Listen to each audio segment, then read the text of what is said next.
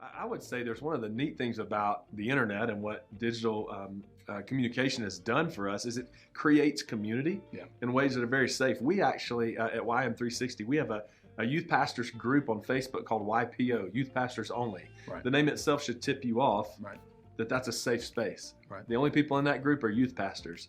And that group and other groups like it are places where you can go and say, hey, I'm dealing with this. Right. How have you dealt with this? Or I've got a problem. Can you pray for me? Or this is what, and it's a safe space online. And I realize, face to face is probably better, but that is a challenge for youth workers in a church to have to, or in a denomination to have to maybe have the distance of an online relationship, an online community where they can process some of these things in a safe environment. The other thing I would say, we've put together a link called makereadymen.com. Now that is to implement a strategic men's ministry in your church. So let me land there. If you're a pastor and you're watching this, our pastor did something that I thought showed incredible humility, but I think it took care of this issue we're talking about. He actually plugged into one of the Bible studies, and he just attends it.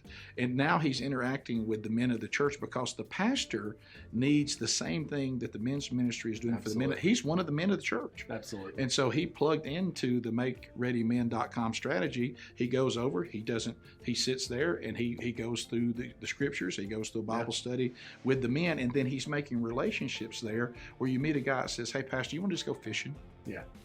Because they have that relationship. Because pastors a lot of times wall themselves off into isolation because they don't think they can open themselves up to the people of the church. And I think if you'll plug yourself into this men's ministry, you'll find that you'll develop friendships you can trust that are places where you can just go and have a break. One of the greatest things that I ever heard one time from an old pastor when he was talking about going on a sabbatical or taking some time off to just relax, and the guy and one of the people at the church says, well, the devil never rests. And he said, yeah, but Jesus did.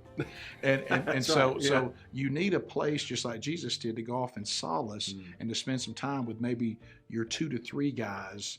And then, because he had his 12 and then he had, they expanded, but he always had those 2 to 3 that he spent time alone just refreshing himself.